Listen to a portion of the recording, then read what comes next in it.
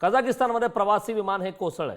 Aktau शहरात Azerbaijan एअरलाइन्सचं विमान हे दुर्घटनाग्रस्त झालंय। विमान अपघातात एकूण 42 जणांचा मृत्यू झाल्याची माहिती समोर आली। विमानात एकूण 70 प्रवासी असल्याची देखील माहिती मिळते। लँडिंग दरम्यान विमानाला अपघात झाल्याची माहिती आहे।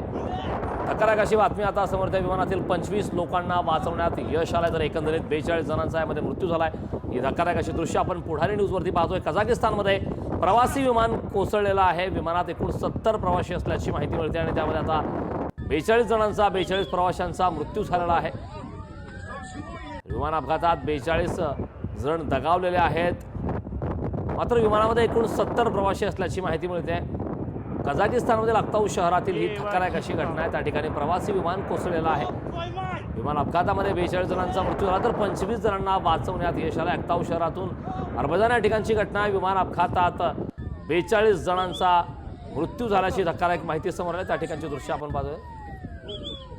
या संदर्भात ताजी अपडेट देण्यासाठी आपले प्रतिनिधी चैतन्य गायकवाड आपल्यासोबत जोडले। चैतन्य, धक्कादायक बातमी आहे। कझाकिस्तानमधून विमानात एकूण 70 प्रवासी होते आणि 42 जणांचा मृत्यू झाला, अपघात झालाय। या अपघाताबद्दल काय सविस्तर माहिती आहे?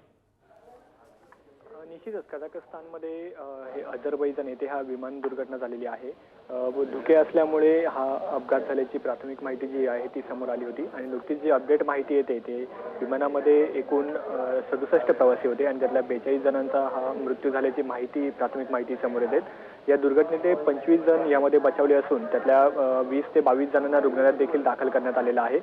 त्याचप्रमाणे तेथे मदत कार्य जे आहे ते सुरू असल्याचं देखील माहिती जी आहे ती मिळालेली आहे आणि एकूणच हा आपण दृश्यांमध्ये बघितलं तर भयंकर असा हा विमान अपघात घडलेला आहे।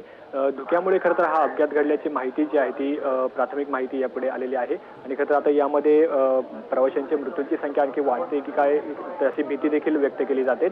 एकूणच आपल्याला निश्चितच जी वेळोवेळी माहिती जी असेल ती देखील आपण आता प्रेक्षकांपर्यंत पोहोचवू। नक्कीच चैतन्य, खूप खूप धन्यवाद या सविस्तर अशा माहितीबद्दल।